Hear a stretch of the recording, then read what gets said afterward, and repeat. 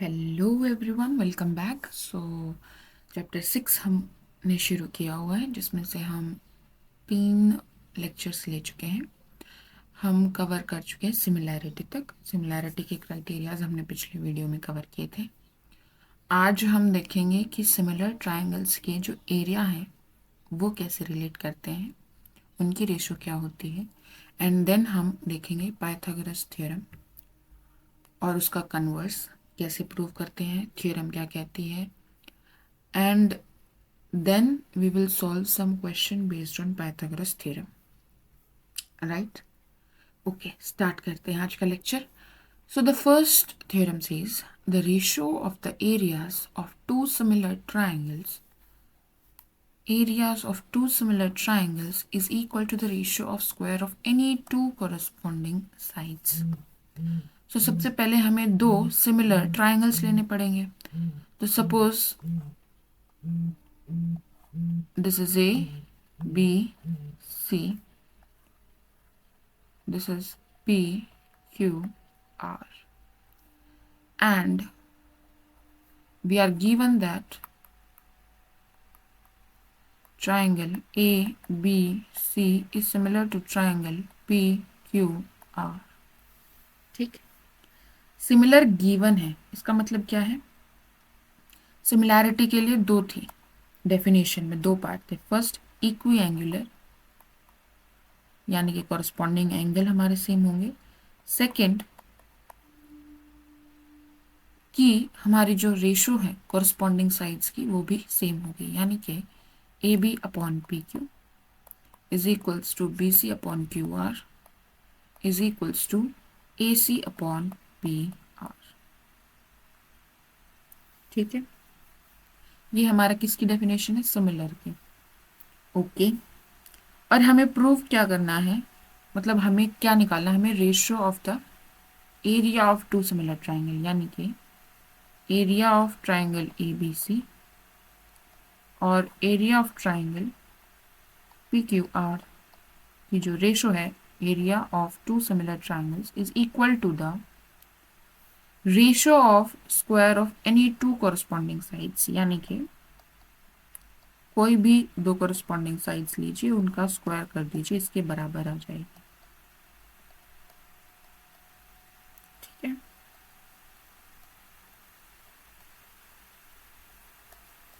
ये आपको प्रूव करना है. क्लियर है? तो ये थ्योरम क्या कहती है कि अगर आपको 2 सिमिलर ट्राइंगल्स दी हैं तो आप डायरेक्टली उनके एरिया की रेशो बता सकते हैं. कैसे बता सकते हैं? आपको उनकी साइड की जो रेशो है कॉरस्पॉन्डिंग साइड की, उसका स्क्वायर करना है एंड यू आर डन. ठीक है, थ्योरम का यूज कहाँ करना है? यहाँ करना है. किस लिए करना है? एरिया की रेशो निकालने के लिए करना है. बट इस थ्योरम को प्रूव कैसे करेंगे? कैसे आ रहा है ये रेशो, एरिया की रेशो इसके बराबर? तो सबसे पहले यहाँ देखिए, हमें किसकी बात करनी है? एरिया की बात करनी है. एरिया की बात करने के लिए हमारे पास बेस और हाइट होनी चाहिए. तो हम परपेंडिकुलर ड्रॉ कर रहे हैं, सपोज दिस इज एम, और यहाँ पर भी हमने perpendicular draw, suppose this is N. ठीक है, तो कंस्ट्रक्शन हमें क्या करनी पड़ेगी? C M perpendicular to A B and R N perpendicular to P Q. क्योंकि हम एरिया की बात करनी है, बेस चाहिए, हाइट चाहिए. हाइट निकालने के लिए हमें परपेंडिकुलर ड्रॉ करना पड़ेगा. क्लियर है यहाँ तक? ओके, प्रूफ देखते हैं. तो हम इसकी लेफ्ट हैंड साइड लेके चलते हैं. हमें क्या दे रखा है? Area of triangle A B C और area of triangle P Q R की रेशो निकालनी. ठीक बात है. Area of triangle A B C क्या हो जाएगा? अगर मैं base A B and height C M लेके चलूँ तो 1/2 इंटू बेस यानी A B into height C M. Clear है? बाय 1/2 इसका हो जाएगा base P Q and height हमारे पास हो जाएगी आर एन. ठीक बात है. ओके, अब A B by P Q, तो हमें 1/2 से 1/2 कैंसिल हो गया और यहाँ पर आ गया हमारा A B into C M by P Q into R N. तो A B by P Q की वैल्यू तो हमें पता है क्योंकि हमें सिमिलर ट्राइंगल्स दिए हैं, तो रेशो सेम होगी, ठीक है। But C M upon R N की वैल्यू तो नहीं पता है, तो वो कैसे देखेंगे? तो देखो, हम लेते हैं in triangle A M C and triangle P N R. अगर कौन सा ट्राइंगल लिया? A M C and P N R. अगर आप ये दोनों ट्राइंगल देख रहे हो तो जो एंगल ए है वो एंगल पी के बराबर है, यहां से इक्वी एंगुलर है, इसका मतलब क्या? एंगल ए एंगल पी के बराबर है, एंगल बी एंगल क्यू के बराबर है, and angle C angle R के बराबर है। यही होता है सिमिलैरिटी में, एंगल्स तो इक्वल होते हैं कॉरस्पॉन्डिंग। साइड्स में रेशो देखते हैं, रेशो बराबर होती है, ठीक है। तो यहाँ पर एंगल ए जो है वो एंगल पी के बराबर है, और एंगल एम जो है वो एंगल एन के बराबर है, जो कि 90 डिग्री है बाय कंस्ट्रक्शन, ठीक है। और ये हमें गिवन था, सही बात है। तो हमने कल पढ़ा था एक एंगल एंगल सिमिलैरिटी क्राइटेरिया पढ़ा था। यहां से हमारे पास क्या आ जाएगा कि triangle A M C similar है ट्राइंगल पी एन आर के, और सिमिलर होते ही हमारे पास क्या आ जाएगा? अगर ये दोनों सिमिलर हैं तो इनकी कॉरस्पॉन्डिंग साइड की रेशो भी बराबर होनी चाहिए, यानी कि A M upon P N is equals to M C upon N R is equals to A C upon P R, ठीक है।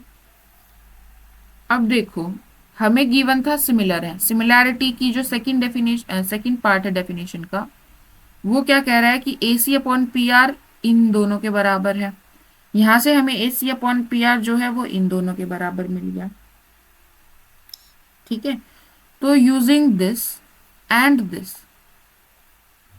यूजिंग 1 एंड 2, हमारे पास क्या आ जाएगा कि A B upon P Q किसके बराबर है? B C upon Q R की। ये किसके इक्वल है? A C upon P R की। ये किसके इक्वल है? A M upon P N की। ये किसके इक्वल है? M C upon N R के। ये सारे ही आपस में क्या है? इक्वल हैं, ठीक है। यहां पर हमारे पास क्या था? C M upon R N, C M upon R N. C M upon R N किसके बराबर है? A B upon P Q के बराबर है। तो यहां पर मैं क्या लिख सकती हूँ इसकी जगह? A B upon P Q लिख सकती हूँ, ठीक है। तो ये क्या बन जाएगा? A B upon P Q का होल स्क्वायर बन जाएगा, ठीक है। ये एक साइड, एक कॉरस्पॉन्डिंग साइड की रेशो के स्क्वायर के बराबर हो गया। अब हमें पता है कि ये सारी तो बराबर ही है रेशो, तो सबका स्क्वायर कर दीजिए आप। A B upon P Q जो है किसके बराबर है? B C upon Q R के बराबर है। तो दोनों तरफ आप अगर स्क्वायर कर दोगे तो क्या रहेगा? इक्वल रहेगा, करेक्ट बात है। तो ये फर्दर किसके बराबर हो गया? B C upon Q R square के बराबर हो गया। ऐसे ही A B upon P Q किसके बराबर है? ये कहाँ से आ रहे हैं? A B is equals to B, A B upon P Q is equals to B C upon Q R, क्योंकि हमें सिमिलर दिए हैं triangle A B C and P Q R, ठीक है। तो A B upon P Q किसके बराबर है? A C upon P are के भी बराबर है। दोनों तरफ स्क्वायर कर देंगे, तो A B upon P Q का होल स्क्वायर की जगह हम क्या लिख सकते हैं? A C upon P R का होल स्क्वायर भी लिख सकते हैं, ठीक है। अब इसकी जगह यहां से हमें पता चला कि हम साइड्स की जगह कौन सी, जो परपेंडिकुलर वाले थे, M C upon N R का स्क्वायर भी लिख सकते हैं, ठीक है। क्योंकि यहां से A B upon P Q किसके बराबर है? C M upon N R के इक्वल है, यानी कि A B upon P Q की जगह भी तो हम C M upon R N लिख सकते थे। यहाँ पर क्या आया? A B upon P Q is equal to C M upon N R. तो यहाँ पर A B upon P Q की जगह हम अगर C M upon R N लिख देते तो ये C M upon R N का होल स्क्वायर बन जाता, ठीक है ना। सी एम बोले तो ये परपेंडिकुलर, और आर एन बोले तो ये परपेंडिकुलर। सो इन परपेंडिकुलर्स की रेशो का भी स्क्वायर हो रहा है, ठीक है ना। क्लियर है ये? तो जब हमारे पास दो सिमिलर ट्राइंगल्स गिवन हैं तो आपको उनके एरिया की अगर रेशियो बतानी है तो आपको उनकी जो कॉरस्पॉन्डिंग साइड्स है उसकी रेशियो का स्क्वायर करना है। क्लियर है ये थ्योरम? ओके, नेक्स्ट हमारे पास आती है पाइथागोरस थ्योरम। पाइथागोरस थ्योरम में क्या कहती है कि सपोज हमारे पास एक राइट एंगल ट्राइंगल है।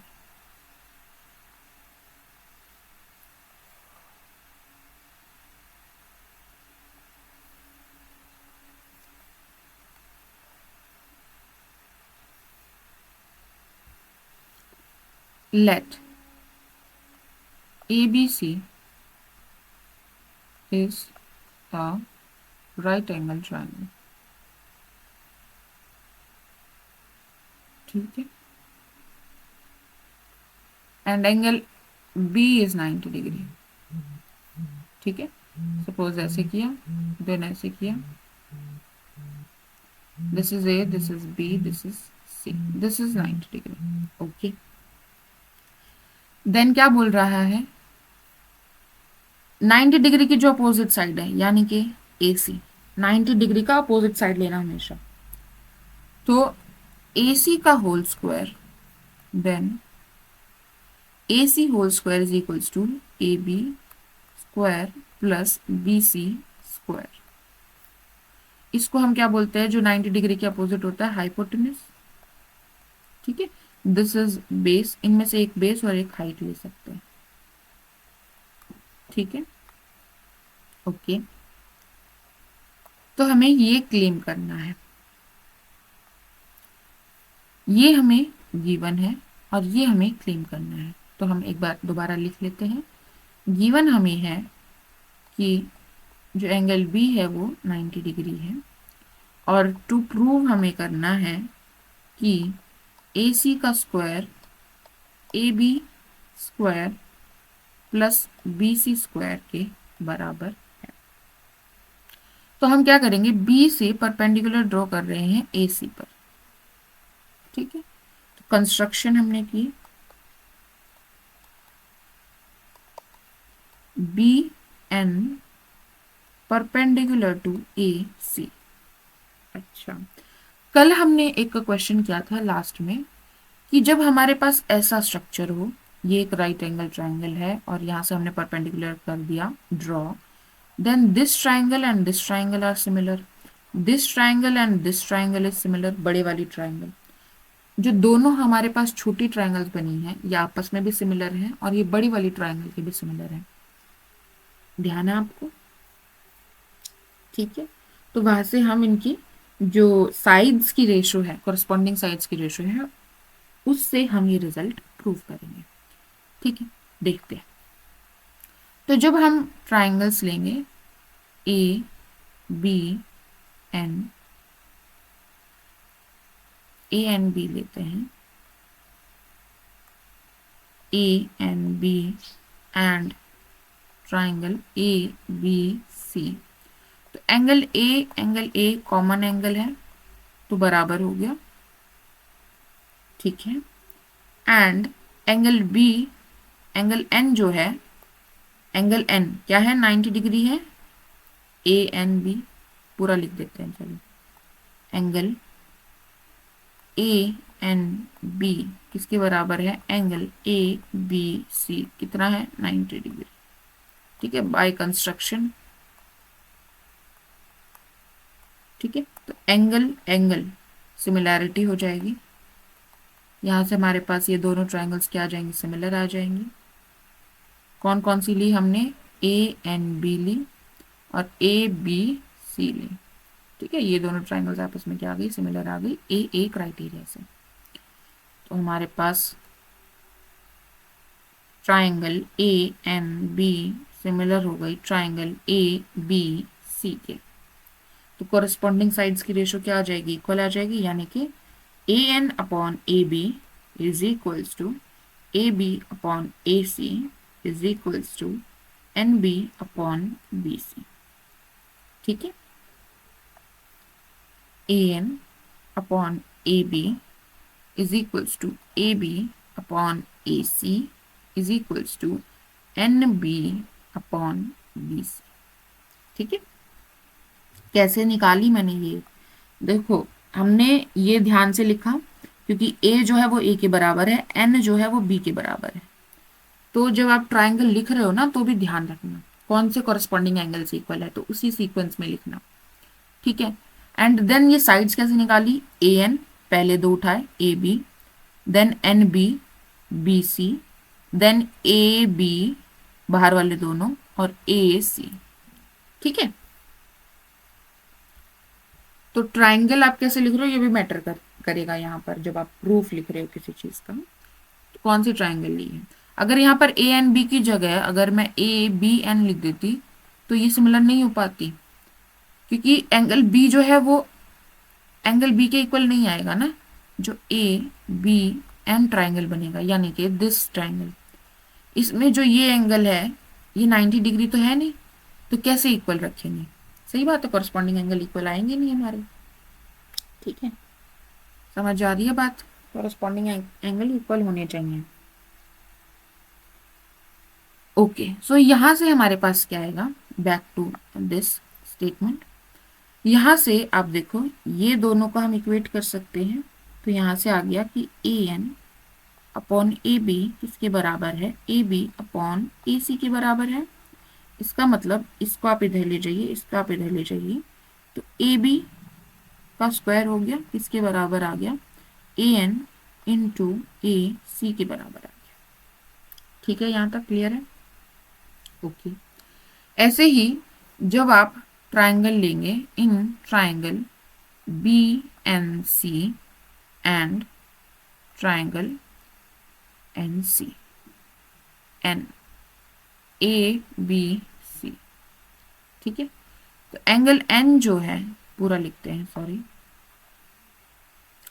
जो एंगल हमारा बी एन सी है वो किसके बराबर है, एंगल बी के बराबर है, जो कि क्या है 90 डिग्री है। ठीक है, और एंगल सी जो एंगल सी के बराबर है ये कॉमन है।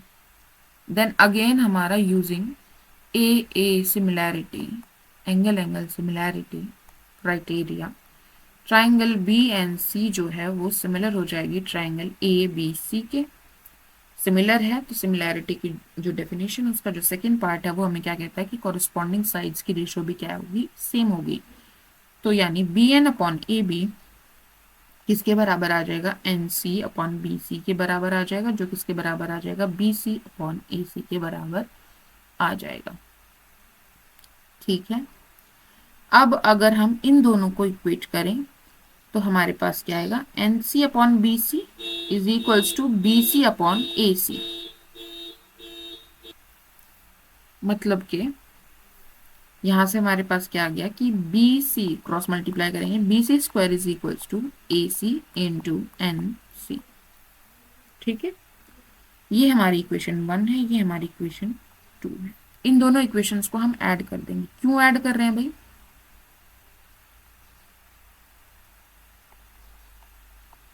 क्योंकि देखो हमारी जो राइट हैंड साइड है वो क्या है, A B square plus B C square. यहाँ पर हमारे पास ए बी स्क्वायर की वैल्यू है, बी सी स्क्वायर की वैल्यू है, तो इनको ऐड करना पड़ेगा राइट हैंड साइड निकालने के लिए, इसलिए हम ऐड कर रहे हैं। तो ए बी स्क्वायर किसके, A B square plus B C square corresponding add किए हैं, this plus this equals to this plus this, यानी कि A N into A C plus A C into N C. Clear है यहाँ तक बात। ये हो गया हमारा A B square plus B C square is equals to, यहां से हम ए सी कॉमन ले सकते हैं, यहां बचेगा ए एन, इसका इसमें ए एन बचेगा और इसमें एन सी बचेगा। ठीक है, ओके, ए एन और एन सी कहाँ है भाई, ये हमारा ए एन और ये हमारा N C. A N length में एन सी जोड़ देंगे तो क्या बन जाएगा, ए सी पूरी लेंथ बन गई।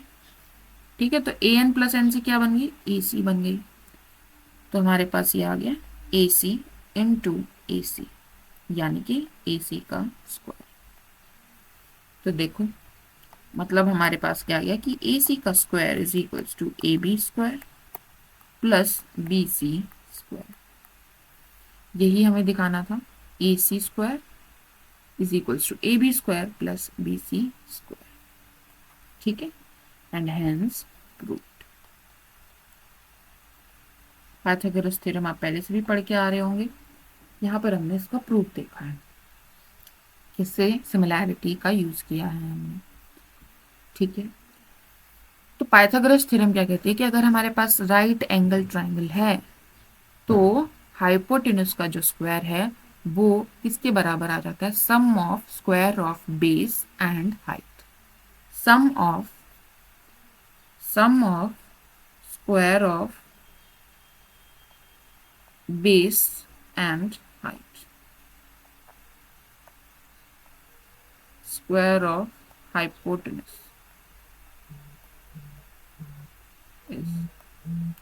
ठीक है, क्लियर है? ओके, नेक्स्ट हमारे पास आता है पाइथागोरस थ्योरम का कन्वर्स। कन्वर्स हम काफी बार कर चुके हैं। कन्वर्स में क्या होता है कि जो हमारी थ्योरम थी उसमें जो हमने प्रूव किया वो हमारी यहाँ पर हाइपोथेसिस बन जाएगी, और जो थ्योरम में हमारा हाइपोथेसिस था वो यहाँ पर प्रूव करना पड़ेगा। ठीक है, तो पाइथागोरस थ्योरम क्या कह रही थी कि अगर राइट एंगल ट्राइंगल है तो हाइपोटेन्यूज का स्क्वायर, मैं उसी डायग्राम के हिसाब से लिख रही हूँ, वो base square plus height square हो जाएगा।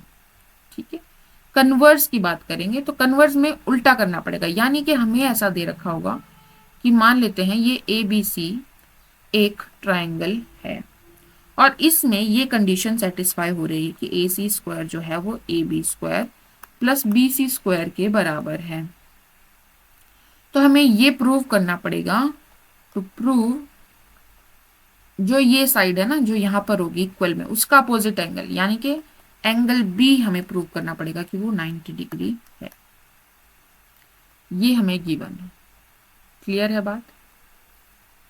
ठीक है, तो कैसे देखेंगे? तो हम इसमें यूज करेंगे अगेन सिमिलैरिटी यूज करेंगे। तो हम एक दूसरी ट्राइंगल बनाते हैं PQR।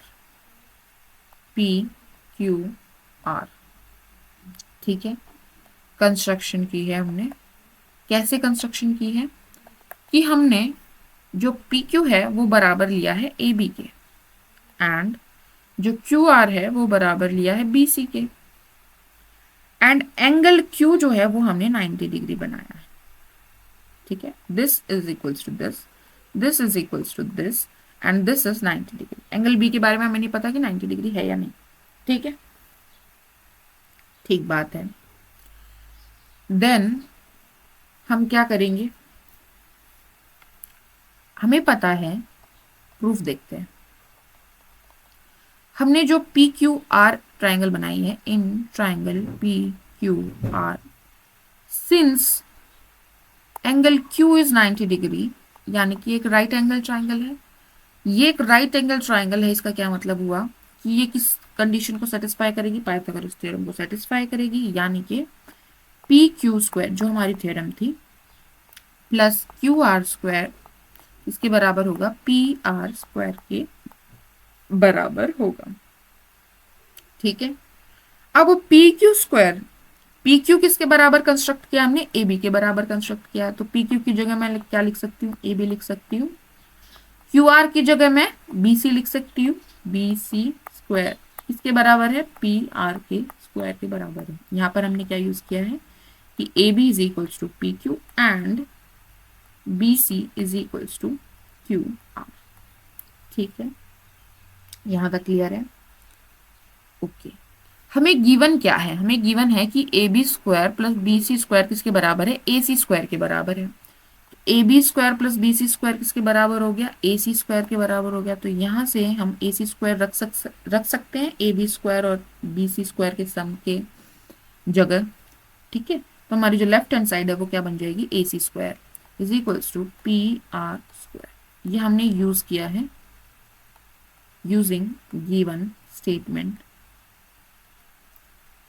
AC square is equals to AB square plus BC square.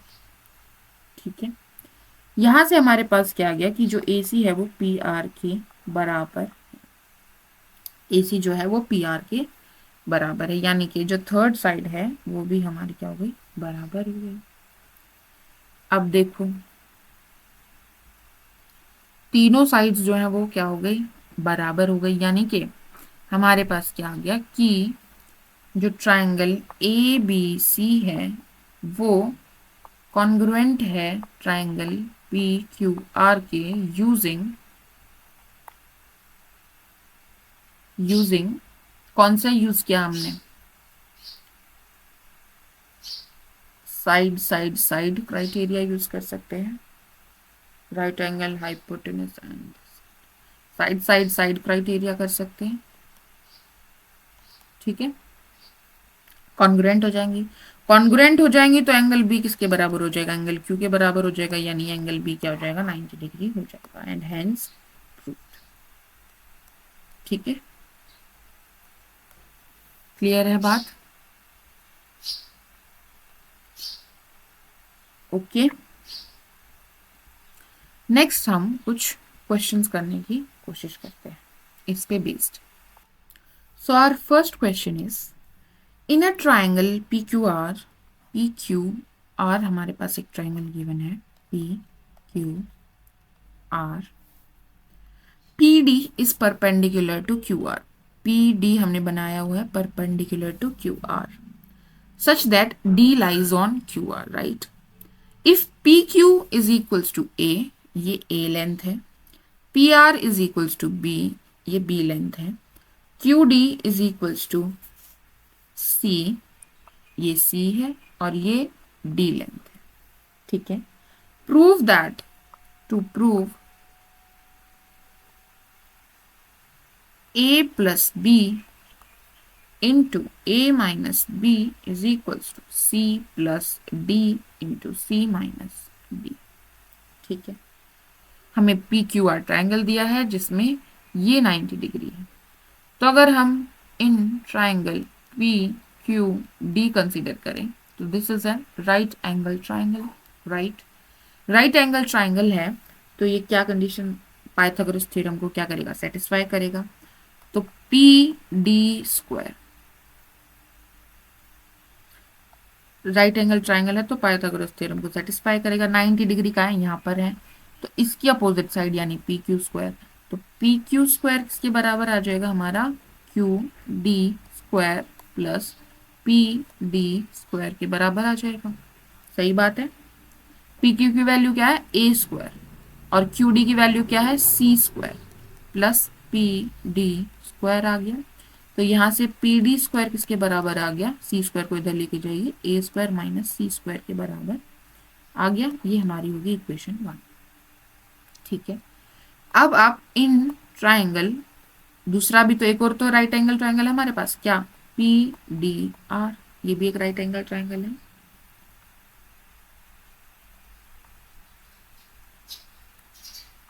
Angle D is 90 degree,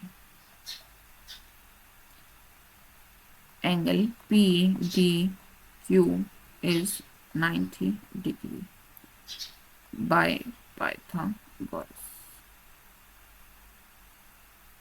ठीक है, इन ट्राइंगल PDR हमारा जो एंगल है PDR वो क्या है 90 degree, so by Pythagoras theorem हमारे पास क्या आ जाएगा,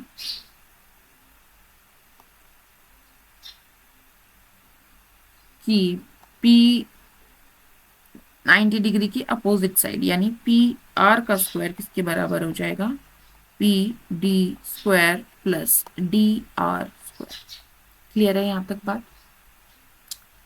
PD कितना दिया है हमें, PD नहीं दिया, PR दिया है, PR हमें B दिया है तो ये B स्क्वायर हो जाएगा, PD हमें नहीं दिया है एज इट इज रखेंगे, DR हमें D दिया है तो ये D स्क्वायर हो जाएगा, बीच में प्लस आएगा। ठीक है, तो यहां से PD स्क्वायर क्या आ जाएगा, D स्क्वायर को इस तरफ लेके जाइए आप, B square minus D square आ जाएगा, ये हमारी सेकेंड इक्वेशन बन गई। PD का स्क्वायर इसके बराबर है, PD का स्क्वायर इसके बराबर है, दोनों को इक्वेट कर देंगे। ठीक है, तो from equation 1 and 2, from equation 1 and 2 हमारे पास आ जाएगा A square minus C square is equals to B square minus D square. Now A square minus B square क्या आइडेंटिटी होती है? ए माइनस बी और ए। अच्छा, हमें क्या दिखाना है पहले वो देखते हैं। हमें दिखाना है कि a plus B minus A minus B. ठीक है, तो हमको थोड़ा चेंजेस करने पड़ेंगे। a के साथ b होना चाहिए, तो आप b को इस तरफ लेके आइए और c को इस तरफ लेके जाइए, तो ये हो जाएगा a square minus B square is equals to C square, यहाँ जाएगा तो पॉजिटिव हो जाएगा माइनस डी स्क्वायर। ठीक बात है, सिर्फ हमने बी स्क्वायर को लेफ्ट हैंड साइड में लाए हैं और सी स्क्वायर को राइट हैंड साइड में लेके गए हैं। जब हम लेके जाएंगे तो साइंस चेंज हो जाएंगे, पॉजिटिव नेगेटिव और नेगेटिव पॉजिटिव हो जाएगा। ठीक है, तो A square minus B square क्या हो जाएगा? A plus B, A minus B. C square minus D square हो जाएगा सी प्लस डी और C minus D. Hence proved. हमें यही प्रूव करना था। ठीक है, तो इस टाइप के क्वेश्चन हो सकते हैं। नेक्स्ट क्वेश्चन हम ट्राई करते हैं। नेक्स्ट क्वेश्चन क्या कह रहा है कि prove that the area of the semicircle drawn on the hypotenuse of the right angle triangle. तो हमारे पास एक राइट एंगल ट्राइंगल है पहले तो। ठीक है, ए बी सी। क्या बोला? Prove that the area of the semicircle drawn on the hypotenuse. Hypotenuse पे जो सेमी सर्कल ड्रॉ करेंगे आप, उसका एरिया की बात की है, and is equals to the sum of areas of the semicircle drawn on the other two sides of the triangle. यानी कि यहां पर सेमी सर्कल ड्रॉ करें, यहां पर सेमी सर्कल ड्रॉ करें। क्या कह रहा है ये कि जो ये एरिया है, इस सेमी सर्कल का एरिया है, यानी this one is equal to the sum of this and this. ये हमें प्रूव करना है। हमें क्या गिवन है कि जो ट्राइंगल ए बी सी है वो राइट एंगल ट्राइंगल है। अच्छा, तो एरिया ऑफ सेमी सर्कल क्या होता है पहले बताइए? एरिया ऑफ सेमी सर्कल,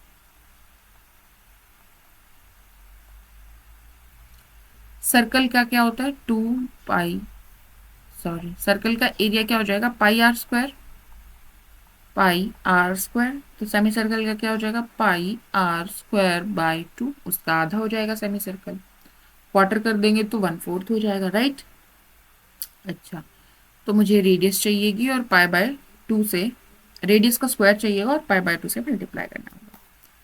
अच्छा, तो इसकी डायमीटर क्या है? BC है, तो रेडियस क्या बन जाएगी? BC/2 बन जाएगी।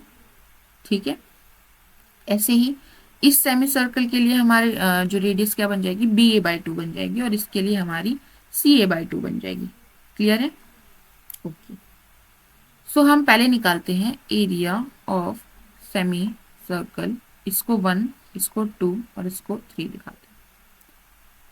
सेमी सर्कल 1, ठीक है, वो क्या होगा? पाई/2। रेडियस क्या बनेगी हमारी? BC/2। करेक्ट है, जो BC साइड है हमारी, उसका हाफ हमारा रेडियस बनेगा, बिकॉज ये पूरा डायमीटर है इसका।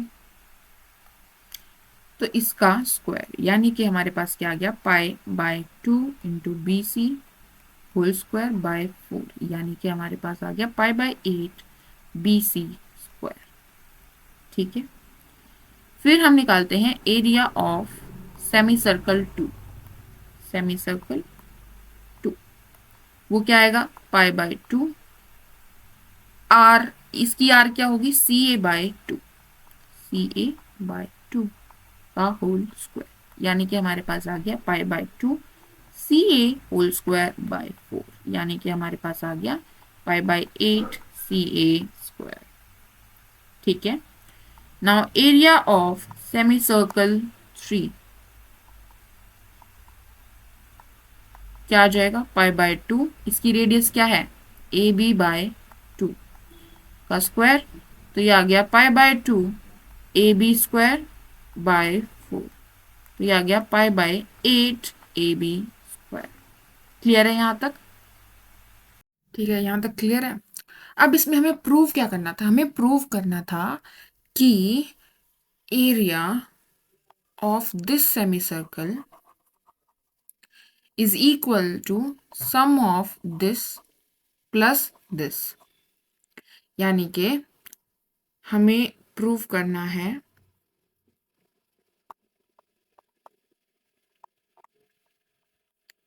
Area of one semicircle 1 is equals to area of semicircle 2 plus area of semicircle 3। यही हमें दिखाना है, ठीक है। इसकी आप राइट हैंड साइड उठा लीजिए, मतलब आप एरिया ऑफ सेमी सर्कल 2 और एरिया ऑफ सेमी सर्कल 3 को जोड़ के देखिए क्या बन रहा है। तो देखते हैं, एरिया ऑफ सेमी सर्कल 2 क्या बनेगा, plus area of semi circle 3, ठीक है। ये हमारी राइट हैंड साइड हमने ली है। तो एरिया ऑफ सेमी सर्कल 3 की वैल्यू आई हमारे पास π/8 AB स्क्वायर,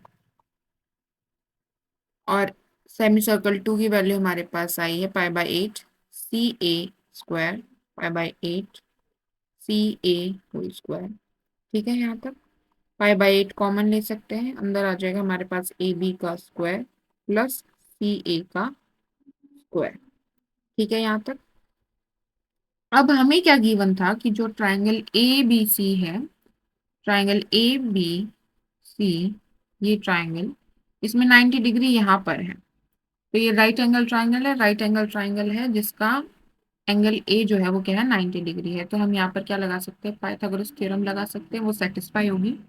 पाइथागोरस थ्योरम क्या कहेगी कि 90 डिग्री के जो अपोजिट साइड है यानी BC, BC का स्क्वायर किसके बराबर हो जाएगा, AB square plus AC square हो जाएगा, ठीक है, पाइथागोरस थ्योरम से।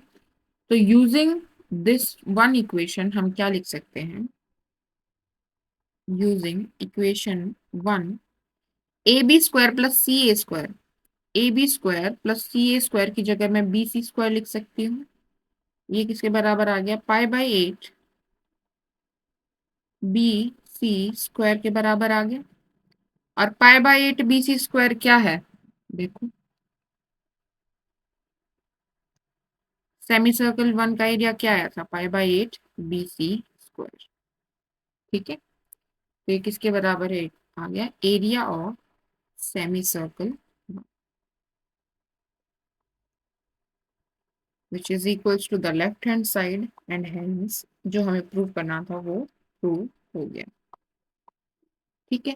तो इसमें क्या बात की थी, इसमें बात की थी जो ये सेमी सर्कल है इनके एरिया की बात की थी। तो पहले हमने एरिया लिख लिया सारे सेमी सर्कल्स का, फिर जो हमें दिखाना था उसका यूज किया, उसकी राइट हैंड साइड उठाई, एरिया ऑफ सेमी सर्कल 2 और सेमी सर्कल 3 हमने जोड़ के देखा, उसमें हमने पाइथागोरस का इस्तेमाल किया क्योंकि ABC हमें राइट एंगल ट्राइंगल दिया था। जो जो दिया था उसका आप कैसे इस्तेमाल कर सकते हो, उससे आप क्या रिजल्ट निकाल सकते हो, और जो प्रूव करना है वो कैसे प्रूव कर सकते हो। जब आपको कभी भी कोई चीज इक्वल में प्रूव करनी होती है तो आप एक साइड लेके दिखा सकते हो कि वो दूसरी साइड के बराबर है या नहीं, ठीक है। जब इक्वल प्रूव करनी होती है तो एक साइड लेके चलोगे, क्लियर है, ओके। अच्छा, और एक क्वेश्चन और करते हैं। नेक्स्ट क्वेश्चन हमारा क्या कह रहा है कि हमें एक इक्विलेटरल ट्राइंगल दिया है, सपोज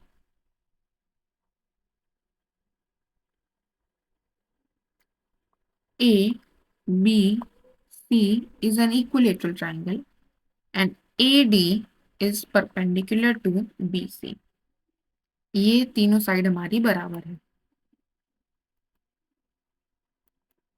ठीक है। इक्विलेटरल ट्राइंगल की सारी साइड्स क्या होती हैं, इक्वल होती हैं, एंड AD जो है वो परपेंडिकुलर है BC पर।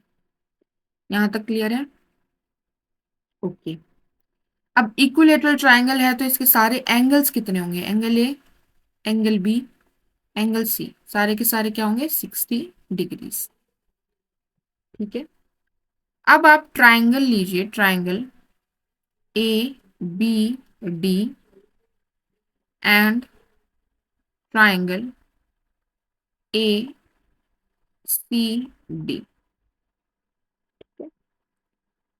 तो यहाँ पर जो एंगल बी है वो एंगल सी के बराबर है, कितना है, 60 डिग्री है।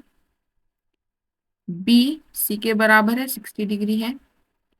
And angle A D B बराबर है एंगल ए डी सी के, जो कि कितना है, 90 डिग्री है। एंगल एंगल प्रॉपर्टी से ये सिमिलर हो जाएंगे ट्राइंगल। कौन से एंगल एंगल प्रॉपर्टी से हमारे जो ट्राइंगल ए बी डी है वो सिमिलर हो जाएगा ट्राइंगल ए सी डी से। ठीक है, ये तो एक चीज हो गई एंगल एंगल सिमिलैरिटी क्राइटेरिया से। बट हमें क्या दिखाना है, हम इसमें कॉन्ग्रुएंसी दिखाएंगे। कॉन्ग्रुएंसी कैसे दिखा सकते हैं, एडी जो है, एडी ये तो कॉमन है इस ट्राइंगल में और इस ट्राइंगल में, ये एक साइड कॉमन है एडी। फिर हमारे पास एक एंगल सेम है, राइट एंगल सेम है। एंड देन जो ए बी है वो ए सी के बराबर है, क्योंकि इक्विलेटरल ट्राइंगल है, सारी साइड्स क्या है, इक्वल है। तो हमारे पास आ गया ए डी जो है वो ए डी के बराबर है। ठीक है, angle A D B is equals to angle A D C equals to 90 degree, क्योंकि ए डी हमें क्या बोला कि ए डी परपेंडिकुलर है बी सी पर। ठीक है, और ये क्या थी, कॉमन थी दोनों ट्राइंगल्स में। ए बी जो है वो ए सी के बराबर है, क्योंकि हमें बोला है कि a triangle A B C equilateral triangle है, यानी कि सारी साइड क्या है, इक्वल है। ठीक है, तो एक तो हमारे पास राइट एंगल है, देन हमारे पास हाइपोटेन्यूज है एंड एक साइड है, तो R H S congruency criteria लग जाएगा। क्या हो गया, इस क्राइटेरिया से हमारे पास जो ट्राइंगल ए बी डी है वो कॉन्ग्रुएंट हो जाएगी ट्राइंगल ए सी डी के। कॉन्ग्रुएंट ट्राइंगल्स के बारे में हमने क्या पढ़ा था कि जो इनके एंगल्स हैं वो सेम होते हैं एंड इनकी जो साइड्स, कॉरस्पॉन्डिंग साइड्स हैं वो भी क्या होती हैं, इक्वल लेंथ की होती हैं। इसका मतलब क्या हुआ, कॉरस्पॉन्डिंग साइड साइड देखेंगे तो ए बी जो है वो किसके बराबर है, ए सी के बराबर है। बी डी किसके बराबर है, बी डी हमारी सी डी के बराबर है। हमारा जो ए डी है वो ए डी के बराबर है। ठीक है, by congruency property, congruent triangles की जो प्रॉपर्टी है। ठीक है, अब ये देखिए जो बी डी है वो हमारी किसके बराबर आ गई, सी डी के बराबर है। मतलब ये और ये दोनों बराबर है, मतलब कि जो डी पॉइंट है वो बी सी का क्या है, मिड पॉइंट है, उसको दो इक्वल हिस्सों में तोड़ रहा है, बराबर हिस्सों में तोड़ रहा है।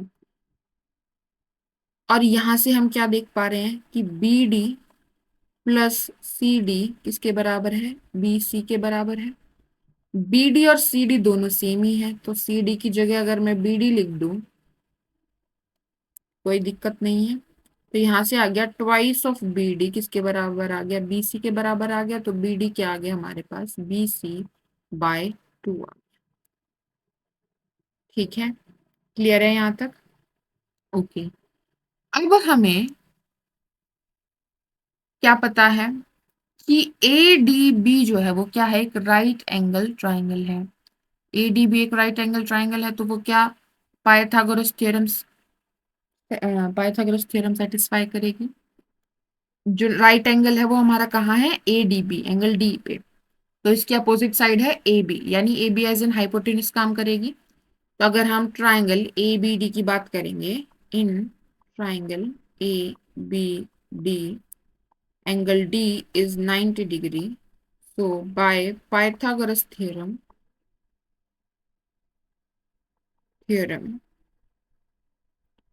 AB का होल स्क्वायर हाइपोटेन्यूज का square is equals to perpendicular square plus base square. ठीक है, क्लियर है यहाँ तक। अब बी डी की वैल्यू हम क्या निकाले हैं कि बी सी बाई 2 है, तो यूजिंग वन हम क्या लिख सकते हैं कि ए बी का स्क्वायर किसके बराबर है, ए डी का स्क्वायर प्लस बी डी यानी बी सी बाय 2 का होल स्क्वायर। ठीक है, इसको सॉल्व करेंगे तो क्या आ जाएगा हमारे पास, ए बी का square is equals to A D का स्क्वायर प्लस ये आ गया बी सी स्क्वायर बाय 4। अब ए बी जो है वो क्या है, बी सी के बराबर है, ए बी हमारी बी सी के बराबर है। क्यों? क्योंकि इक्विलेटरल ट्राइंगल है। कौन सी? ए बी सी हमारे पास इक्विलेटरल ट्राइंगल है, तो सारी साइड्स की लेंथ क्या है, इक्वल होगी। तो बी सी की जगह आप ए बी लिख सकते हैं। तो यहाँ पर ए बी स्क्वायर किसके बराबर आ गया, A D square plus A B square by 4। ठीक है, इसको आप लेफ्ट हैंड साइड लेके जाएंगे तो क्या आ जाएगा आपके पास, ए बी का square minus A B square by 4 is equals to A D square. तो यहां से क्या आ गया आपके पास, 3ab by 4 is equals to A D square. LCM लिया है हमने, तो यहाँ से हमारे पास क्या आ गया कि 3 times A B square is equals to 4 times A D square. ठीक है, सारी साइड्स इक्वल हैं। अब ए बी हमारा ए सी के भी बराबर है और बी सी के भी बराबर है, तो ए बी की जगह हम बी सी भी लिख सकते हैं और ए सी भी लिख सकते हैं। तो यानी कि आप ए सी स्क्वायर भी लिख सकते हैं और बी सी स्क्वायर भी लिख सकते हैं, क्योंकि इक्विलेटरल ट्राइंगल है हमारे पास। ठीक है, तो क्या आया देखो, एडी क्या था, एडी था perpendicular drawn from A end is perpendicular to B C. ABC हमारे पास इक्विलेटरल ट्राइंगल थी। तो इसमें हमने क्या प्रूव किया कि अगर आपके पास एक इक्विलेटरल ट्राइंगल है एबीसी और आप एक वर्टेक्स से अपोजिट साइड पर परपेंडिकुलर ड्रॉ कर रहे हो, तो इस परपेंडिकुलर के स्क्वायर का 4 टाइम्स, परपेंडिकुलर एडी के स्क्वायर का 4 टाइम्स जो है वो किसी भी साइड के स्क्वायर का 3 टाइम्स होगा। यही हुआ ना, परपेंडिकुलर के स्क्वायर का 4 टाइम्स किसी भी साइड के स्क्वायर का 3 टाइम्स होगा। क्लियर है? ओके, नेक्स्ट क्वेश्चन हमारा क्या कह रहा है कि हमारे पास 3 सिटीज हैं। एक है सिटी ए, दूसरी है सिटी बी और तीसरी है सिटी सी। ठीक है, क्या कह रहे हैं कि सी सिटी तक पहुंचने के 2 रास्ते हैं। एक तो हम बी से होते हुए सी पर जा सकते हैं, और ये बताया गया है कि आप बी तक जो जाओगे वो रास्ता बी से सी तक जाने वाले रास्ते के 90 डिग्री है, 90 डिग्री एक दूसरे को कट कर रहा है।